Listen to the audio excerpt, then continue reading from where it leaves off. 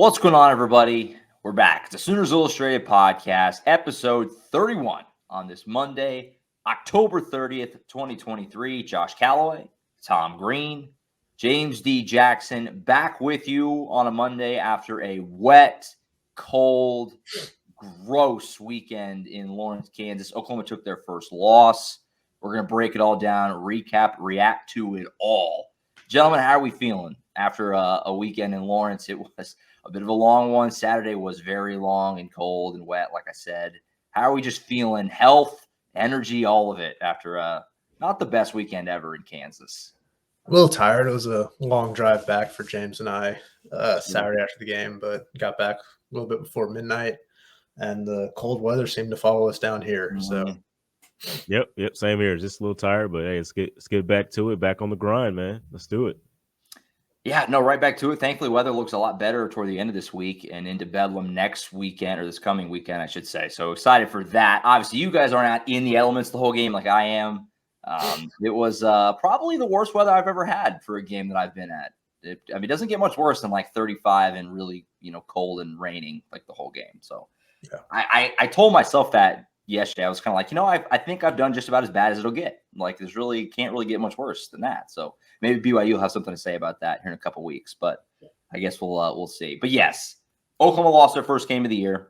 For me, for fans tuning in, whenever one of my teams loses, I think most people know me knows I'm a big New York Yankees fan. I actually take in more, in a sick way, more Yankees content and podcasts after like brutal losses in the playoffs and whatnot, because I just want more conversation around it. So let us be that for you. We're going to recap it all. We're going to break it down and absorb what the heck happened on Saturday, and walk this tightrope here of the season isn't over. You're not going to hear us say that this season is over and dead and Oklahoma's no good. That's not the case, but also there were some really glaring bad things that happened on Saturday, and we'll get into all of it. But guys, just start off just kind of general, and we'll break it all down, the ins and outs of offense, defense, everything that happened, but just general thoughts coming out of this game in terms of Oklahoma lost a game, and they could have very easily won this game. This felt a lot like a 2022 game for Oklahoma. Dumb mistakes, poor play calling, timeout management was bad, and they lost a close game that they very easily could have won. And statistically, on paper, you go look at like win probability and stuff like that. If you're into that kind of thing, Oklahoma absolutely should have won this game on paper, but games aren't played on paper, obviously. Just, I guess, your overarching thought you left coming out of that stadium on Saturday and where you're kind of at with Oklahoma right now. Yeah, I think you summed it up pretty well. This is a game that they had every opportunity to win, kind of just fumbled it away. Really boils down to a couple things. You needed one first down to seal the game, couldn't get it. Yep. Defense had its issues, but made some plays late, as it's done multiple times, but then just kind of finally buckled in those conditions. But it was just too many self-inflicted errors, penalties, turnovers, play calling, time management, like you said. Things that have kind of been on the periphery for this team for a lot of the season, but they've been able to just play well enough to overcome a lot of it. And it just felt like everything kind of bubbled to the top in this game, and it finally caught up to them. I like we were talking off camera before the podcast, like, season's not over. If you had told most anyone here heading into the season 7-1, heading into Bedlam with a win over Texas, I think most fans would have taken that. Sure. But obviously when you're 7-0, expectations kind of rise and people start looking ahead to, hey, how good can this team actually be? And I think this was just one of those things where, yeah, they blew an opportunity to keep, their undefeated season intact. And now you just kind of have to reset expectations and look at what is realistic for this team this season in year two after a 6-7 season a year ago. Yeah, I think what's most frustrating about this entire thing, right? If you're an Oklahoma fan, it's like, for the people that didn't watch the game, they're not going to understand that this team is drastically different from what they were when they played Texas, at their peak. Like, there's just been so many injuries to this team. And I know we don't want to make too many excuses, but this is not the same exact team. There's guys out. Andrew Anthony's out. A lot of that game they play without Walter Rouse at left tackle. They play, a couple snaps with other offensive linemen, just churning guys in. You get the weather that it changes, kind of takes away the strength of Oklahoma's offense. The passing game that they've been so dominant throughout this season, and then you have all the different things that happen on the defensive side. Danny Stutzman going out is a massive loss, which wasn't talked about enough, I don't think. That's your leader of the entire team, probably not just the defense. The entire team goes out with an injury. Gentry Williams, the cornerback of this team, didn't even show up, to the game just because he was hurt. I mean, he's dealing with his own thing. So it's just like, it's frustrating that that's what's going to be said. Like, this Oklahoma team was never that good. And it's not the case. This Oklahoma team was a top 4 team. They were when they had everybody there and everybody on paper. It's just now they have to figure out the adjustments that they need to make now to keep moving forward. As we've said, the season's not over, right? I mean, it's just one loss.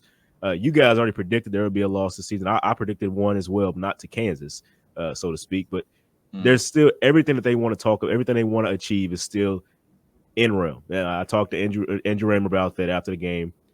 All their goals are still there, except for going undefeated. Everything is still in play. So it's disappointing mostly because of the team that they lost to and the streak that they gave up. It's the last time they're probably going to play in a long time. That's what's most disappointing, because the team felt like they could beat, Kansas, even with the guys they had on the field. I mean, as you said, they had the opportunities to make everything work for them. They had those opportunities and just couldn't get over the hump, get over that last hump, get that last first down, get that last stop on defense. Wasn't able to do that. So I think that's what's most frustrating about it, because people that don't watch the game and don't understand what players are out there, they're going to have a lot to say to OU fans, and they're not going to be. They don't know the full story. That's the thing. Yeah, and it's important to keep in mind too. I feel like this is getting a little lost in the conversation. Kansas is good. Kansas is not a bad team. The playoff rankings are going to come out tomorrow night for the first time. They're going to be in those playoff rankings. They have 2 losses, and even without their starting quarterback, Jason Bean is a high-quality backup who's got elite top-end speed. You saw it on that touchdown run. Kansas is not a bad team at all. This was on the road, big crowd. We've mentioned the weather a couple times already. I mean, it was ripe for an upset. It was only an 8.5-point spread. I think it closed at. I mean, that's a game Oklahoma should win. They're the favorites, but it's not some massive blow your mind upset either. Kansas is a solid team, so I think that has got to be kept in mind a little bit too as we move into the back end of the season. So let's true get too. And then you look at like I was talking about the injuries. I mean, you found your answer in Tawee Walker. I mean, the run game was there. All of a sudden, you can run the ball, 142 yards from Tawee Walker, and then he gets hurt late. And so that last drive, when you really need to run some plays, get the the time off the clock and get a first down, he's not in there. I mean, it's just It was brutal things happening. It was like it wasn't meant to be. Seems like in the situation for OU, it just wasn't meant to be for them to win that game. Yeah. After everything that happened, all the small mistakes, all the small errors, some calls that didn't go their way that were kind of iffy here and there from, some of the Big 12 referees. I don't know, but that's what I noticed watching the game back. It was like, man, that's brutal stuff. Well, Tom, you wrote about it this morning. Most penalized team in the conference right now. That's going to get you beat, and it did. 11 penalties for 101 yards. I think it's their most penalties since maybe the TCU game last year. I think it was. Most penalty yards since the 2020 Red River game. They won that game. They couldn't overcome it in this one. Offensively, they just had some penalties that were just kind of like negated some good plays and put them behind the chains, and that obviously puts them in opportune situations to keep the drives going. Defensively, they only had, I think, 4 penalties on defense. 3 of them were on the same drive at the start of the fourth quarter, and it was costly. You had the unnecessary roughness on Kendall Dolby. That was a bad call, in my opinion. 15 yards, and then right after that, you get a coach called for unsportsmanlike conduct on the sideline there for barking at an official. Not Brent Venables. He made sure to clarify not Brent Venables. All of a sudden, you go from, I think it was like 2nd and 6 on in negative territory for Kansas to 1st and 10 at the Oklahoma 23. Sure. And then they get down to the red zone, another opportunity. Oklahoma gets a 3rd and goal stop, and then review triggers a targeting penalty against Reggie Pearson. Another guy out. He's ejected. Kansas gets a first set of downs, scores on the next play. I mean, it's just self-inflicted things. I mean, you can argue, the veracity of a couple of those penalties, But the bottom line is Oklahoma just did too many things that, got in its own way throughout this game. Yeah, that targeting penalty, I don't know about that. That's such a tough play to make because Reggie Pearson's such a weird spot. The quarterback is running towards the goal line. I mean, it's like 1 yard away. There's never a point where he thinks, okay, the quarterback's going to slide here. Like he's already in his motion of tackling the quarterback, leading with his shoulder, by the way, and the quarterback just decides to slide. I mean, that can't be targeting there. I mean, the way the replay shows it in slow motion, it makes it seem like, oh, he had time to pull up. That's not the case when it's that fast of a play. That was frustrating. I think that was a pretty iffy call there. I don't know. And I think they had to just go by the technicalities of, well, he is defensive because he is sliding, but there's no way for Reggie Pearson to know that's happening at the time. I think by the letter of the rule, it's the right call. That's what I'm saying. Yeah. It doesn't matter whether he was leading with his head or leading with his shoulder. It's forcible contact to a defensive player. The weird part is the slide. I don't think it was an intentional slide. And like even in real time, I think Jason Bean kind of just stumbled and then kind of stumbled into a slide. It's an unfortunate break. It's a bang play, but I mean, what are you going to do about that? I mean, it's just one of those calls. Nobody seems to know what targeting is, whether it's right. I didn't love, the Kendall Dolby one. Yeah, that, especially watching it back this morning. I mean, he's wrapping him up. I mean, that was a tough one too. And Brent Venables hated that call also. He hated both of them. And then we don't know what was said to draw the coaching penalty, but all three of those were like a little on the side of ticky-tacky. They were, and they hurt big time, like Tom articulated there. The Kendall Dolby one, was the whistle blown? I know. Was the whistle blown before the suplex? Because if that's the case, but it was like if I remember correctly, it was kind of like his foot was out of bounds. It was like whistle blow, like it was not very late in my opinion. Okay. Again, so I'll just can't really hear from up there in the press box, but yeah, wasn't sure. So yeah, let's get. There's a lot to get into. Let's start with the offense because right now, I think if you peruse our message boards, our VIP subscribers, Twitter, or our YouTube comment section, anywhere. People are very upset with Jeff Lebby right now, and fairly so. He had a rough day. He's had a rough season. Throughout Jeff Lebby's time at OU, he's been at OU for 21 games now. Oklahoma statistically has been great, and they've had stretches where they look like OU, throwing the ball over the place, running the ball, scoring lots of points. But they have other stretches where they look just horribly inconsistent, and Saturday was like that. And the play calling, I'm always hesitant to get on play calling because I'm not a football coach, but there was some egregious decisions in this game. The Gavin Freeman jet sweeps, gotta die. Those are so bad. That on that first 2 point to the short side of the field, mind you, to think that he's going to get around that edge is preposterous. And then the worst sequence of all, and we've kind of danced around it, after the Ethan Downs interception, which should have put the game away. You need one first down to win. The play calling subsequently after that was really bad. 3 runs. 2 of them for 1 yard loss. 2 yards. Yeah, with a penalty mixed in. And, if you had Tawi Walker, I could probably see run the ball on first and second down maybe even if you had Tawi, but you didn't. So you have to take that in consideration. To not throw the ball even once there was crazy to me. When you need one first down to win the game. You're only up 1 point too. Yeah. And also Dylan Gabriel had completed 11 straight passes to that point. Yes. I know he had the early interception that was returned for a touchdown on the first drive. But after that, he completed 11 straight passes until Oklahoma's final drive of the game when they, needed a touchdown with 55 seconds left. And he, attempted 6 passes on that drive. But to be in that situation and just, kind of turtle offensively and get really conservative and, not try to just go for the win and put it away. Just an absolute missed opportunity and, feels like an indefensible decision-making there by Jeff Lebby. And I mean, he said it after the game himself. He said, my play calling was not good enough today. That's why I'm standing here talking to you after a loss. It was not good enough. Offense was incredibly inconsistent. There's a lot of things he said he'd like to do over. I think first and foremost would be that first down call. He after the Ethan Downs interception, that is. I think if he could do it over again, he would have, run a pass play there instead of, running with Javonte Barnes. But I mean, hindsight's 2020. He just needs to do better at play calling in those situations. And really, like you said, that whole game was just not his finest performance. They ran the ball 50-something times. And, hey, they had their best rushing performance of the season. Tawee Walker was great. Yep. Dylan Gabriel, 3 rushing touchdowns, did some things with his leg too. But it just felt like – I know the weather probably played some role in it, but, you only attempt 19 passes.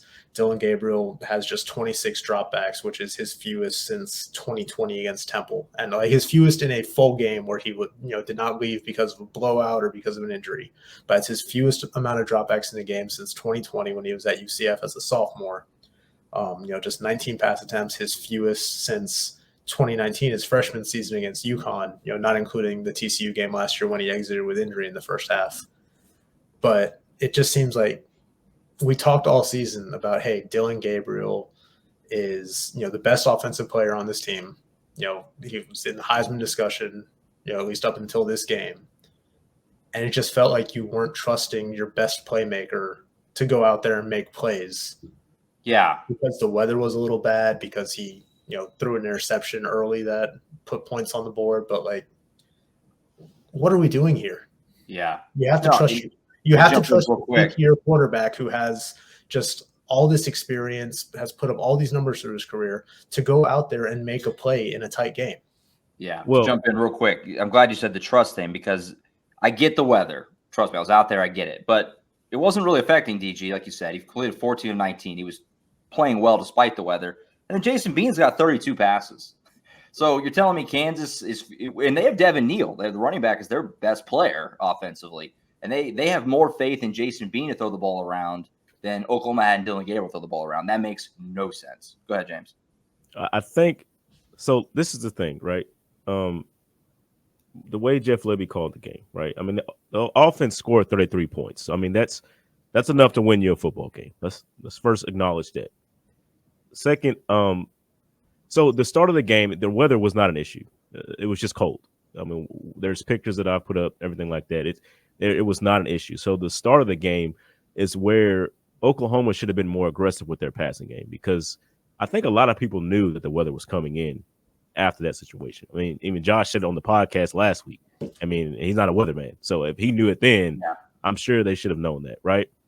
They get themselves into this 14-0 hole, and that's what made it pretty difficult to come out of it. Now, the running during the weather, I don't think that's egregious. Maybe as a lot of people have been saying. Yes, you trust DG, but a pass attempt is not just one person. I mean, there's you got to catch the ball too. That's the thing, and that's the difference. During that time, I mean, you're talking about Jason Bean throwing. I mean, there wasn't a lot of Jason Bean passes during that time either. A lot of the time, Kansas was just in the Wildcat running with Devin Neal and Daniel Highshaw, just running from the backfield. And I mean, I talked to Billy Bowman about that. He was like, "Yeah, we did not expect them to run a Wildcat that much." I mean, they kind of caught us off guard, and they didn't really prepare for that situation, I don't think, fully. And I think that's the difference in the game. It's just not being ready for the adjustment that you're going to have to make for the weather. That's what it was. And then, as I said, getting them in a 14-0 hole, having to come back the entire game, it changed a lot, because you can't just rely on your passing, which is Oklahoma's strength, during the second and third quarter of the game. And I know Oklahoma's talked about winning the middle 8 all season long. It's just hard to do that in that time. They had to go to the ground, and you kind of get your running backs banged up doing that. And that's what happened in this one.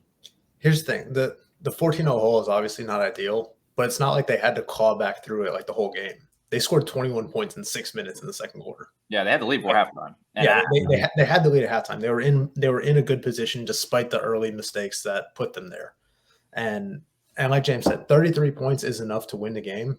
And I don't think people are necessarily, bashing Jeff Lebby for not scoring more. But you just needed 10 yards to win that game. You needed 10 yards in one situation to win that game. And instead of trusting your Heisman hopeful quarterback to go out there and help you get those 10 yards, you get a 1-yard loss with a running back who has not been 100% all season, has had foot issues. This is the first time that Javonte Barnes had carries in a game since Tulsa. a 1 yard. I don't even know what that QB keeper was on the second down play because it just looked like a mess. And Dylan just went down for the 1 yard loss. And then another third down run that got you 5 yards before a 5 yard penalty. It was on 3rd and 12. Yeah. Yeah. It's just like go out there and win the game, man. To not throw the ball at Don't be least scared. In that sequence it's unforgivable. I understand what you guys are saying. This is my point. It's not. I'm saying it's not just Jeff Levy in that situation. I think injuries and the play calling and execution is what lost Oklahoma. It's not just Jeff. That's why I mentioned the 33 points because he called the plays. You also have 4th and 6 on defense, which is the strength of your team, and they don't get to stop. I mean, that also is there. Yeah, I think because of the injuries, never got to that. The defense got to stop to win the game. I think because of the injuries, the defense got back-to-back interceptions that should have won that game. Yeah, and Brent Venables. I mean, look, that 4th down play is going to gnaw at Brent Venables for a while, and like he said it straight up after the game. It's like I should have called a timeout there. I should let the defense get set because in real time, I'm watching that. I was like, okay, Kansas is obviously going to go for this. Oklahoma's defensive line was not set. Jonah Lulu was looking over to the sideline waiting for the call while Kansas is getting ready to snap the ball. And he wasn't the only one. And look, they get a 29-yard play and effectively end the game by getting down inside the 10-yard line with, a little bit more than a minute left because all they needed was a field goal. And they obviously, got a touchdown on the next play because Oklahoma just let them score at that point to try to preserve some clock. I mean, look, Kansas converted 2 4th downs on that drive. Oklahoma should get those stops, but at the end of the day, like Brent Venables said, like he needs to take a time out there and get his defense in the right position because they weren't set. Even if that allows Kansas to get the play that it wants, right? You have to trust your defense to go out there and execute if they're set, if they're ready, which they were not in that situation. Yeah, and that's my point. I'm just saying that it's not one. It wasn't one person, one situation. I think Oklahoma in every facet of the game lost this game, and that shows you kind of how good this team is because I don't think any section of this team was at their best or even half of their best in this game. I just don't think it was. Special teams was bad. The defense gave up the most points given up this year. Didn't attempt a field goal. We called that. They didn't get they didn't attempt a field goal. I mean, the offense didn't look their best. I mean, it's just there was. I don't think it's one person to blame on. That's my whole point. It's just not a person.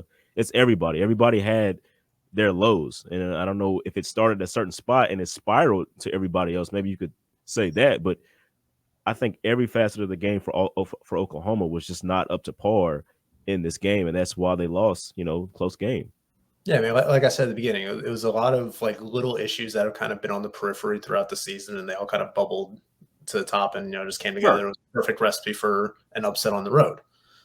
That's how these things tend to happen. But I mean, like, look, this is not a perfect team. It is a flawed team. It is a team that went 6-7 last year, has done really well to turn things around this season. But clearly, they have their flaws, and I think a lot of those were kind of brought to the light Saturday against Kansas. Like I said, I don't think the sky's falling or anything. But there are definitely things that this team was able to get away with at times through the first, 7 games that it could not overcome because some of the other issues just compounded. Yeah, no, I mean, you definitely can't, to James' point, you can't put it all on any one person. That'd be silly. But if you're doing the blame pie chart, I feel like Jeff Levy gets the biggest slice. Just that's my opinion. We're 8 games in. Oklahoma does not have a clear offensive line. Still rotating guys constantly. That's not the best recipe.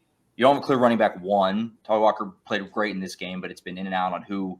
We've talked about the running game all season. You don't have a clear wide receiver 1. Angelo Anthony went out. I mean, Jalil Farooq got 5 targets in this game, had 3 catches for 11 yards. Got to get him more involved. Got to throw the ball more. Got to trust what we were just talking about earlier. Got to trust your quarterback more. Nick Anderson had that sequence again. That sequence at the end after the Downs interception was so bafflingly bad that it's hard for me to even think about anything else almost because the game should have been over right there. Yeah, to your point about the receivers, Nick Anderson had one target, not including that. That's worse. Not including that 2-point attempt. He had one target, and I think it came on the final drive. Where is Brendan Thompson too? He gets in the game, catches a 40-yard bomb. Would have liked to seen him earlier. How about you give him the jet sweep around the edge, the fastest guy on your team? If Brendan Thompson is healthy, like they need to find a way to get him more snaps because he is.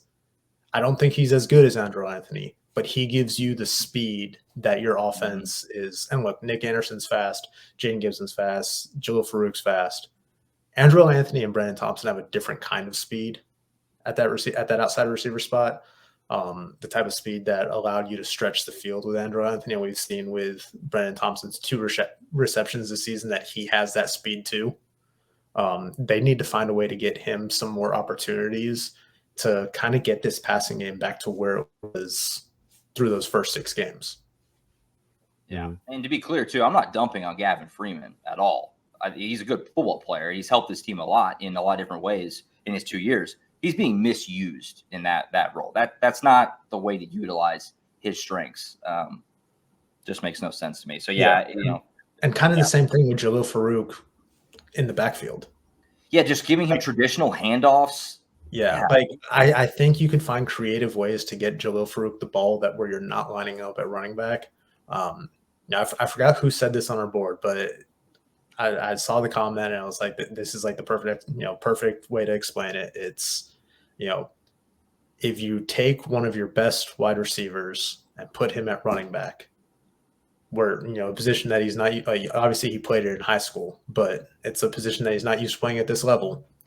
You're not only hurting your running back position, you're hurting your wide receiver position. Yep. And it's just misuse of the talent that they have available to them, as Josh said. That's what I said post game. I mean, Josh and I have already harped a lot on that in our instant recap. It's not just running him in the backfield. It was running him in between the tackles. I mean, he's not that big a guy. I mean, I don't know. Like he took a hit from a linebacker and just fumbled. I mean, that's the LB difference there is insane. I mean, that's what happens. I mean, it's no knock to Farouk in that situation. I mean, that's a tough hit to take. I mean, I don't know. There's a reason running backs are usually a little bit more compact, a little bit bulkier, because to borrow a phrase from Brent Venables and Jeff Levy and all of them, they have to run through trash. Mm-hmm. They have to be able to turn out some yards while getting hit by a bunch of people from a bunch of different angles. It's hard to do. Yeah, 100%. The last thing I guess I'll say on offense to Jeff Levy is that the thing that makes it more maddening for an Oklahoma fan is that you've seen under Jeff Levy this offense look really, really good, and so it's there, it's in there, and then they get weird, they get away from what's working, they do funky things, they put funky players in weird spots, and that's what gets frustrating about it for an Oklahoma fan. So I do like that. Yeah. I do like that thought that Tom had of putting, Brendan Thompson at Andrew Anthony's spot and putting Nick Anderson back to where he was at. I mean, because Nick Anderson being that guy that can come through in a sticky situation, all of a sudden the defense not looking at him, that works better for him. Well, Brendan Thompson got one target. And Brendan Thompson, we all know what it was. Yeah, he the times he's been in there has caught those deep passes. I mean, that's exactly what you need. That's exactly what you miss from Andrew Anthony. Now, granted, Dylan Gabriel's connection with Andrew Anthony is a lot better than it is with Brendan Thompson at this point. But maybe just getting more reps there will change that, because I don't think Dylan Gabriel's even caught up to Brendan Thompson's speed yet on the balls he's throwing to him. I mean, Brendan Thompson has to come back, not just a little bit, which like what you want to do. He's come back a lot to catch those passes, and that's changed things. So I think they should get some connection going this week, getting some practice in and really honing that in and trying to find their rhythm. I think that would suit well for OU, and it would look pretty good, because Brendan Thompson hasn't been a guy that's like, oh, he's dropping passes or something like that. You still look at it and trust him based on what he's done so far. Yeah, and look, I'm not calling for Brendan Thompson to like just slot into Andrew Anthony's role and get like his same target share, his same reps. Same target share, yeah. But you need him to get more than 6 snaps and like 1 target in the final minute. He is the type of guy who can stretch the field and give this offense what it's been missing the last couple of weeks. Now, obviously, Nick Anderson had those 2 longer touchdowns against UCF, but I think it's just different when you have a real burner at those positions and just bring something different to the offense. And I want to say one other note on offense before we move over. Sure. But circling back to Tawee Walker, like you said, 146 yards, career high, 23 carries, touchdown. More than half of his yards came after contact, 79. He forced 9 missed tackles, which was the most by any Oklahoma running back this season. I think most of any Oklahoma player this season in a game. Tawee also had 8 forced missed tackles, I think, against SMU. Kansas just did not look like it wanted to tackle him. And he's a physical guy. He's low to the ground. He's not afraid to take a hit. And in that cold weather, it could not have been fun trying to hit. He does a good job, I think, utilizing his size. I mean, he's not a big guy. He's kind of on the smaller side in terms of height, but he's very bulky. But when he's like running the ball, he like hides behind one of the offensive linemen before he decides which way he's going. And I think as a defense, that makes it very difficult to figure out, okay, is he going to go right or left? I mean, and that just kind of helps him get past that first line of the defense. And that looks pretty good to me. I like the way he runs the football. I've been saying all season he should be the top back. I still stand on that based on what we've seen in this game too. If you can run the ball like that and not have to deal with that weather and have Dylan Gabriel and the receivers connecting the way they've been all season, I mean, this offense is pretty much unstoppable at that point, I think. So I think it's good that they found that Tawee Walker is that guy. I think a lot of people have noticed that now. He had his little suspension here and there, so he's got to still find his way back in the coach's favor. But based on the production, it looks pretty good to me. Yeah, I mean, he was like clearly still kind of in the doghouse coming into this game because he was listed 4th on the depth chart running back. Mm-hmm. Gavin Sawchuk got the start again. Javonte Barnes came in and got some carries, but they very quickly realized that, hey, Tawee's the guy that needs to be getting the bulk of these carries right now. And, if you're Oklahoma, you just hope that his ankle injury isn't something that's going to kind of linger, something you hope that he could get some treatment for and is available to play this weekend in the Bedlam. Yeah, him and Denny Stutzman, that's a big thing this week. I think that's the 2 biggest keys this week. Are those 2 guys going to be available? I think a lot of what happened with Oklahoma's offense was the weather and the play calling, but I think that'll change with Bedlam. Obviously, the weather's going to be different, but can Denny Stutzman and Tawee Walker go at full speed? That's the biggest key, I think, of the week. Yeah, Tawee, he had Kansas defense just in hell trying to tackle him. It just looked like no fun. It was very on a much lesser scale. Obviously, he didn't run for near 500 yards, but it felt a lot like Samaje Perine against Kansas in 2014 when he set the all-time single-game rushing record, which still stands today. Very similar, rainy, crappy weather day. That was in Norman, just running over guys, kind of similar builds, those 2 guys, and it was fun to watch him do his thing. Big day for Tawee. All right, let's go to defense now. Do a little bit of defense here. Bad. Couldn't tackle at all. The weather plays a factor in that, but the tackling was really rough. Only had 3 tackles for loss, no sacks in this game. Kansas ran the ball pretty well. We talked about that. They limited UCF with this great rushing offense. Wasn't the case. Devin Neal went for 114 yards and a touchdown. Bean got him on some scrambles. Obviously, that big long one for his touchdown run. Like we said, brutal injuries. Danny Stutzman goes down, played 1 snap in the second half, and said can't do it. I was watching him coming off the field. He did 1 play, and he came off and shook his head like, I tried, I can't, And so that's a big loss. Gentry Williams, obviously a big loss, which Woody Washington and Kendall Dolby are both playing well. Kendall Dolby, the kind of underrated – they didn't win the game, but one of the underrated big plays of the game was him breaking up that pass that led to Billy Bowman's interception. But not having Gentry and Danny Stutzman both are obviously huge guys to be missing out on, and it was obvious. Jaren Kanak graded out really poorly. He was the lowest graded guy on defense, right, Tom? Not a good day for him. 9.5, which is not great. Really low. Not a good day for him in his game back in his home state. Yeah, it was not a lot to like defensively. This felt like a step backwards, kind of what I said at the very beginning of the show. 2022 OU game This felt like 2022 OU defense and a lot of this game. They did some nice things, got some big turnovers, got the big stop late, like we said, to win the game, but then offense couldn't capitalize, had to get another stop and couldn't do it. Defensively, where are you guys at right now? This was not good. This was not good. Yeah, not having Danny Stutzman obviously changes a lot for them. He's their best defensive player. He's their leader on the field. But even before that, they weren't playing great, especially in the first half overall. But those first 16 minutes, they just could not tackle. It felt like, I fully expected to go and look at the Pro Football Focus numbers yesterday and just see like a season high in missed tackles, which was 18 against Texas a few weeks back. They only had him down for 9 missed tackles, which is baffling to me. Felt like a whole lot more. Yeah, for sure. Jaren Kanak was credited with 4 of those missed tackles, and it felt like all of those came in those first 16 minutes. It was just poor effort, poor form from Oklahoma's defense there early on. Like you said, they made some plays late, but they got to be better than that, man. They weren't disciplined. Obviously, like I said, only 4 penalties on defense, but playing discipline with all the deception and the eye candy and the pre-snap motion that Kansas does, it just felt like they were kind of on their heels for a lot of the game. Mm-hmm. And, credit to Kansas, they came out with a really good offensive game plan. They were coming off a bye week, so they had an extra week to kind of hone in and prepare for this one.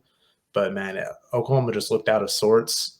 That's 2 weeks in a row they haven't looked at their best. I do wonder, how much of that is just that, hey, the nature of what Kansas and UCF do makes it harder to prepare for those types of offenses. And if Oklahoma's going to come back down to, not regress to the mean, but progress to the mean, so to speak, when they face a more traditional offense these next few weeks, against Oklahoma State, against a West Virginia, and see how they respond to facing the offenses that they were kind of accustomed to seeing through the first half of the season.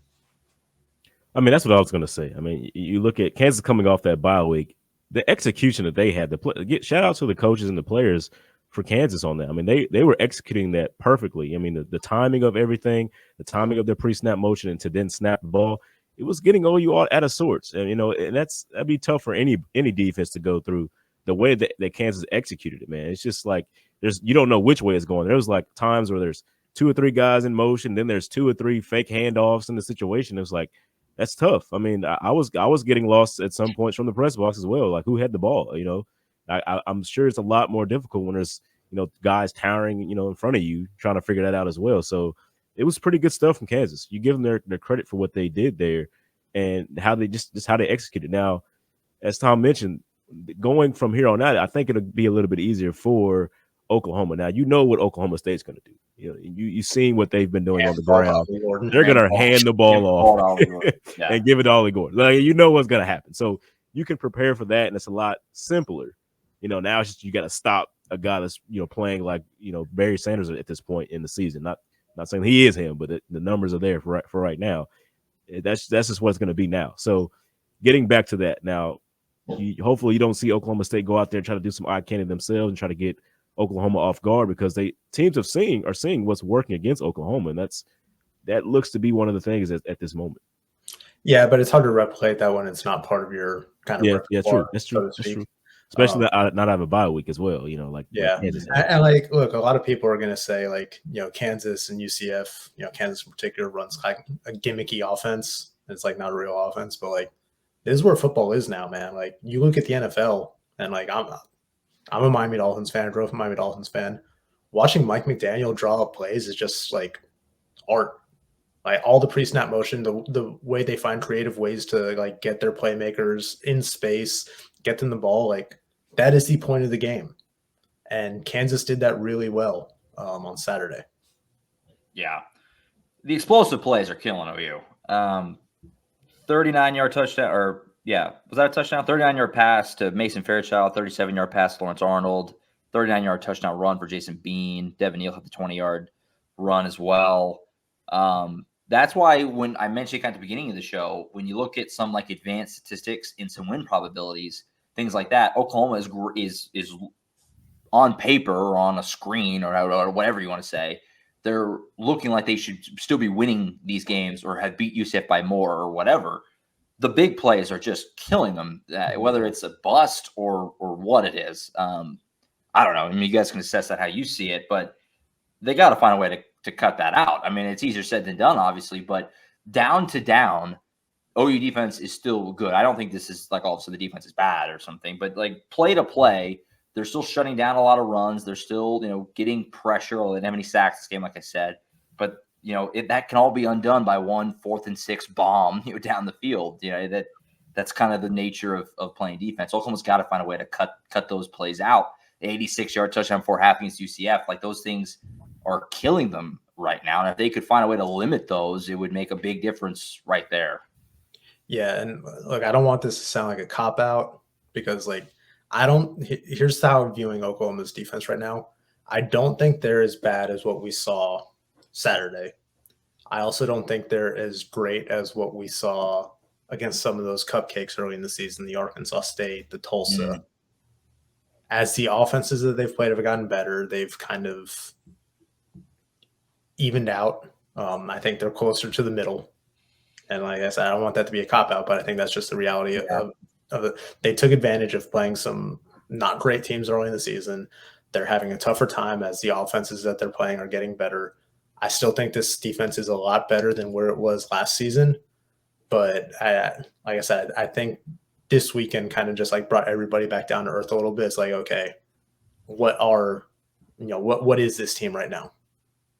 And like I said, it's a team that's a lot better than it was last year, but it still has its flaws. And I think we're seeing that. And I think the explosive plays have been one of those big things that's just kind of a nagging issue that's recurring. You see a few of them every week. And, for the most part, they've been able to get those red zone stops to kind of, blot those out. Mm. But eventually the dam breaks and, you see some of those flaws come to light. And, we saw that again this weekend. I mean, we see where the weakness kind of happens. It's over the middle of the field. Like deep passes over the middle of the field, OU's not been very good at stopping. I mean, that's one of the things I said going into the game when the Kansas guys asked me, where's, the weakness in this defense. And that seemed like what it was again. I mean, once Kansas was able to go over the middle of the field, they did at the end of the game kind of hit the sidelines, hit those marks that, after Oklahoma tried to adjust, and it changed everything for them. So it's just figuring that out, I guess. I mean, you can see where it's at. Now it's just finding the solution for that. Yeah. I mean, and like you said, they gave up a few big pass plays in opportune spots, but it's not like they were getting lit up defensively in the passing game. I mean, Jason Bean completed 47% of his passes. Sure. We're talking about. I'm talking about the big chunk plays that OU being. That's what I'm talking about. Yeah, no. I'm saying they need to clean up those mistakes, and we've seen them again and again. But at the end of the day, Jason Bean completed 47% of the passes. It's not like the defense was completely awful. It's just that they're giving up these big chunk plays in inopportune spots, and it finally caught up to them. Mm-hmm. That pass, for sure. Trace Ford, that interception he dropped, and the Kansas receiver just came back in. That was. Yeah, go ahead. I'll let you do it, Josh. Well, I was just thinking about that play. I read my mind of, man, Trace Ford can make that play, get another inch on his vertical, and make that play. I watched a million replays of it. What was the conversations like in the press box during that play? Because where I'm on the film on the opposite side, and it seemed like he's out of bounds. It depended on what reporter you asked. Yeah, what reporter you asked. No, I heard some Kansas guys down to the left saying, "Oh yeah, he clearly reestablished himself inside." And I'm sitting there, I'm like, I don't know, man. It looks like his foot is still his toes still down, and it was a weird play.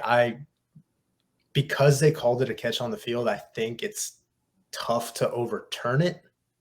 Yeah, I need to go back and see did they confirm it or did they just let it stand? Because there's a distinction there. Because if they confirm it, there's indisputable evidence that he was in bounds, he reestablished himself in bounds. If they let it stand, it's inconclusive. We can't overturn it. That's a tough break, man. And like you said, Trace Ford had an opportunity. If he could just get an inch higher to pick that off. It's been interesting to see how often they've kind of dropped him into coverage from one of those end spots. But the other thing is, if Trace Ford didn't get his hand on that, I think it was Billy Bowman might pick that off. It's just a really tough break for Oklahoma in that spot. Yeah, I mean, For sure. I think it's just a shout out to Trace Ford to even be in that position because like he's a defensive lineman. You know, he's coming all the way out there and being in that spot to even be able to make that play. It's pretty cool. But as you said, if he hadn't put his hand on it, the receiver would have been out of bounds and he wouldn't have been able to reestablish himself in time anyway. And so it's kind of like it's a tough situation because like he did a good job of getting in position, but because he just couldn't jump just a little bit higher or time his jump just a little bit better, it ended up hurting Oklahoma because the receiver established himself. I don't know. I'm doing air quotes for those that are listening on the podcast. I don't know. It was close. It's close. And look, I don't think any of us are faulting Trace Ford for trying No, for sure. That's what I'm saying. Yeah, it was a good job by him. It's just sometimes the ball just takes kind of a microcosm for the whole day. It's tough because it's just not like what he's trained to do. Like he's not supposed to be out in coverage. You know, he's a defensive end for a reason. Yeah. So that's what I'm saying. Interception this year. But I say him for being in position. At the end of the game too. So Ethan Downs did have one. So I mean, maybe that's just the way the defense works. Man, what a play by Ethan Downs. That part stinks for him, and he's not going to care about it. He's a team guy, and he would never say it. But like that was a play that should have been like lived and talked about for like a long time. Like remember when Ethan Downs made that sick interception to buckle up the Kansas game, and then we all know what happened after. But that was an amazing play by him, both in terms of the athleticism and just the anticipation of it, because he read screen. He faded back and he just read it the whole way, made a great play on the ball, and just did that. It's too bad that didn't win the game like it should have. But heck of a play by Ethan Downs on that. And then, like I said earlier, the Kendall Dolby pass breakup to ricochet it over to Billy Bowman, that was an excellent play as well. This was also just a brutal game. Just lots of injuries, hard hitting, the weather. Deshaun McCullough I thought was pretty good. Had some nice open field tackles in this game. Anything else defensively that stuck out? I mean, just like we said, it's just not their best. And the weather played a part in it, I'm sure. But both teams are in the weather, obviously. Not their best day. Yeah, I mean, I think we pretty much covered it all. Yeah. I want to point this out before I forget about it. It's not defensively, but the two times that Oklahoma went for 2-point conversions in the second half, they go for the extra point. You now have a 3-point game, and on that last drive, you can just kick a field goal and tie it. So, that's also tough too when you look at it in hindsight. It's like, well, in those spots, it made sense to go. Yeah, that's what I'm saying. I'm not saying those are bad decisions. I'm saying, but in hindsight, like, man, they could have just the play calls were bad. Yeah. On the 2-point conversions, the Gavin Freeman jet sweep to the short side of the field. What are we doing? What are we doing? But yeah, like you said, situationally, it's the right decision to go for 2 just because of where the point spread is at that point of the game, and like you don't know how many more opportunities either team's going to get, and you want to get those points to make it tougher for Kansas to take a lead or win or whatever it may be in that situation. But yeah, the play calls were tough, and also before we finish this off, but the play call on the last play of the game for Oklahoma, when you're at like the 26-yard line, whatever it was, and you have one shot to go to the end zone, and Austin Stogner and Jalil Farouk are the two receivers in that area. Mm-hmm. Like, why not Nick Anderson or Jaden Gibson, your two biggest receivers who can get up over guys and make a contested catch? Jaden Gibson is like exclusively made contested catches this season. Could have used him there. Target.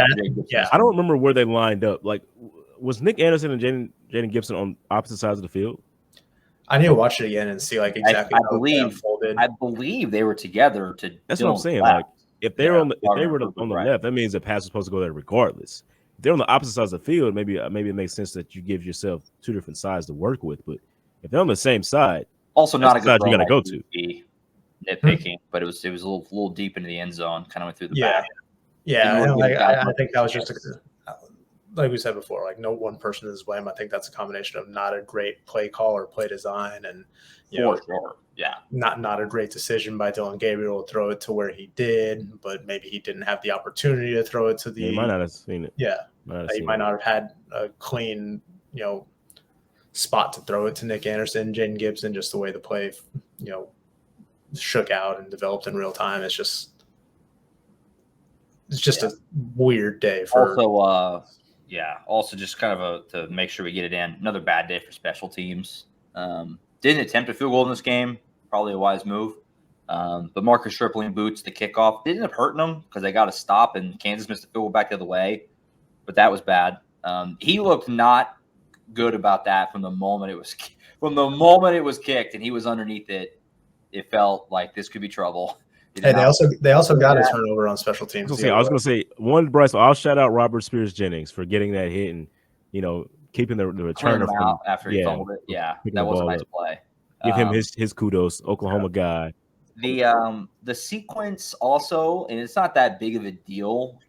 I guess it could be depending on how you look at it, but the sequence of lining up to punt, getting the delayed game, and then somehow taking so long to get back to ready to punt again that you then blow a timeout is preposterous. I think, how do you not get ready fast enough when they're already out there? And then B, why would you blow a timeout to save 5 yards on a punt? Yeah, that was double bad. I think they didn't have enough men on the field on that play. I need to go back and look, but I think that's what it was. It's like they burned the timeout because they only had 10 guys on the field and didn't want to punt. And that's but again, like you said, take another penalty, back it up 5 yards, save that timeout. Like it's just you're at like midfield-ish. Yeah. So it's like not gonna hurt you on the that was bad. That was rough. Maybe would have liked to have that timeout toward the end. Who knows if it makes any difference at all. But yeah, it was just a confounding day all around. I think it's the best way to sum it up. Like I said, the best way I could describe it is that it felt like a 2022 game. Poor clock management, just a lot. That game is like exactly how it felt in Lubbock last year, how it felt West Virginia game last year. Like you can count them up. Like that's how they all felt. And that's the thing. If for those that want to look at it with the glass half full situation, I mean, like they played so bad. That was like the worst game they could have played. Seemed like, and still just a 5-point game. I mean, that's just they played that bad. Every fast food game still had a chance to win. I mean, that's why I think that's why they didn't drop as far as maybe I initially thought.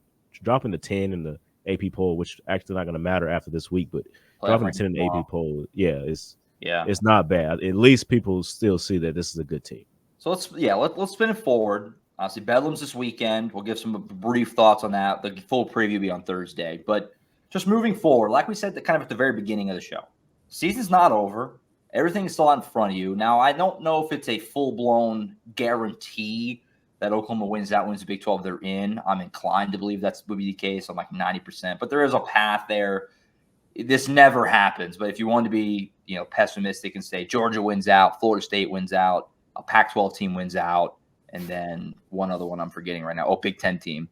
You could get left out. But odds are, most likely, in my opinion, if Oklahoma were to win out 12-1 Big 12 champ, they probably are still going to get in there. So they still have a lot to play for. It's not like the season's over by any means. They're 10 in the AP, like James just said. Going forward, where are you guys kind of at in the expectations and what Oklahoma is still capable of? Because like Tom mentioned at the beginning, you have to be careful not to reset your expectations. It's not fair to the team. At the beginning of the year, Tom, myself, and Colin all picked OU to go 10-2.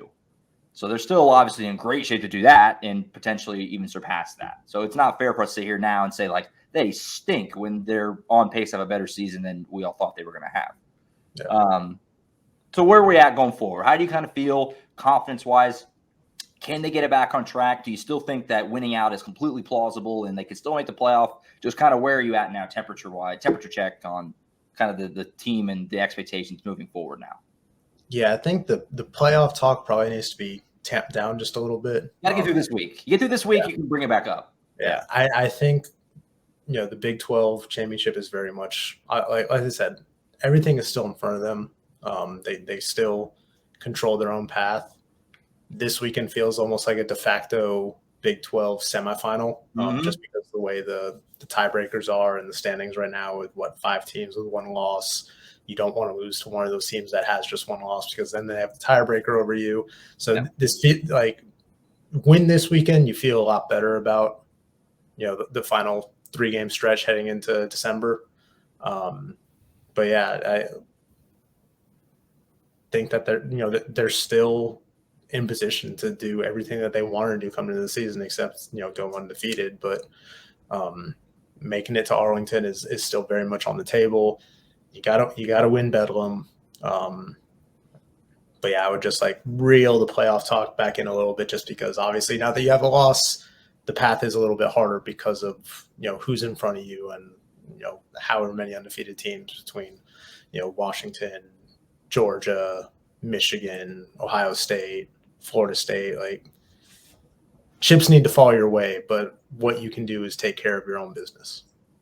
Yeah, I mean, I only had them losing one game this year, before the season. That was my bold take. It's the team that they lost to so happened to change, but other than that, they're still, where I expected them to be. Now, the one thing I would be concerned about is what players are going to be available, as I talked about. Dennis Tessman, Tommy Walker, Right. Rouse, guys like that. Who's available? Because if those guys aren't available, I just can't see it. I can't see them winning everything that we thought they would without those guys. It's just not going to happen. They just lost to Kansas. I mean, it proved it. So with those guys in there now, I'm still like, okay, this is exactly the team I thought they were going to be. They should win the Big 12 championship game, all those type of things. Because as Tom mentioned, there are 5 teams that have just one loss so far. Oklahoma is one of them, so let's take them out. So there's 4 teams. They have the tiebreaker over 2 of the teams already, and they're going to play the third one on Saturday. So if you can win that against Oklahoma State, you're in very good position to at least just make the Big 12 championship game and win that. And that's an accomplishment in its own right. If Oklahoma could just win the Big 12 championship, not even talking about playoffs just yet, that's a big thing to head into until next season, when you feel like you're going to be even a better team anyway. So just winning that Big 12 title game or making the Big 12 title game is already the first step, I think, in the bigger picture that Oklahoma wants to look at. But as Josh said, I mean, it'd be tough to keep OU out if they're a one-loss team and a Big 12 championship team. It'd be tough, It seems like every year that does happen, that things do fall in Oklahoma's favor and they get in. I mean, they're used to being a one-loss team in the playoff anyway. I mean, that's just what it's been since it started. So let's see what happens, man. Just if you win your games and take care of your business, see what happens. That's all you can do. For sure. It all comes down to this weekend. I mean, if Oklahoma's going to be pretty comfortable favorites in their last 3 games, West Virginia at home, at BYU, TCU at home. Those are 3 teams that you should beat. Obviously, you never know.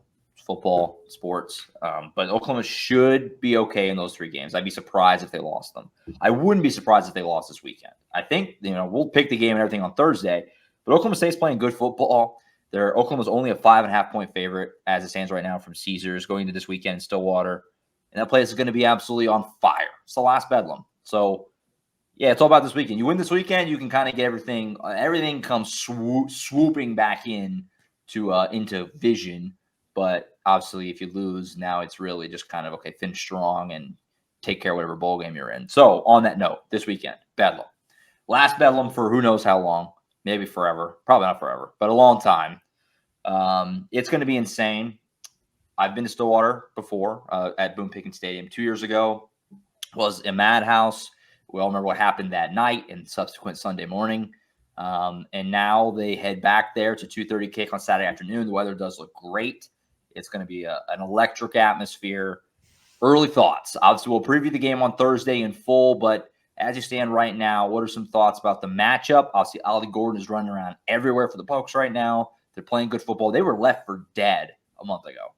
They lose to South Alabama by 30 points almost at home, and everybody's like, they stink. And, man, they've turned it around since then. They're playing good football right now. They just rolled over Cincinnati on Saturday. What are some thoughts? Bedlam, going to be fun. Yeah, I mean, I think it starts and ends with being able to wrangle Ollie Gordon. Yep. I don't want to say it's that simple, but I mean, like that kind of is. It's kind of that simple. I mean, if you can slow him down, it obviously takes away a lot of what Oklahoma State can do. He's been what keeps their engine running right now. They've obviously sorted out their quarterback situation that they were, playing roulette with earlier in the season. That kind of led to, among other things, that loss to South Alabama. But yeah, got to stop Ollie Gordon, see where the health of this team is at. Obviously, if Danny Stutzman's out, that changes a lot of things. I would expect to see a lot of Kip Lewis if that's the case. Kip, guy we didn't mention when we were talking about the defense, but he came in there. He was really good, especially against the run. Did some nice things. He'll be leaning on heavily if continues to just be a playmaker when he's out there. I think this was his most substantial opportunity to date there against Kansas, and he delivered. But you obviously want Danny Stutzman back with just everything he brings to this team. But Oklahoma's got to clean up a lot of things, man. It's going to have some long, very blunt discussions with itself in team meetings this week. Get some things sorted out to get back on track. Yeah, with Danny Stutzman, I mean, it's just tough to replace that vocal leader. I know Kip Lewis had a very good, game performance-wise. It's just like that's what Jaron Kanik said. I mean, it's just like that vocal leader changes a lot of things. And when if you play on some sports, like that's a big thing. Having a guy that you can rely on to be there to keep everybody motivated and keep everybody going is a pretty good thing, especially when it gets into tough situations. So just stopping Ollie Gordon is the main key. I mean, that's who you expect to be the guy that they go to. I mean, there's no reason why Oklahoma State wouldn't hand him the ball and see what he can do against this defense.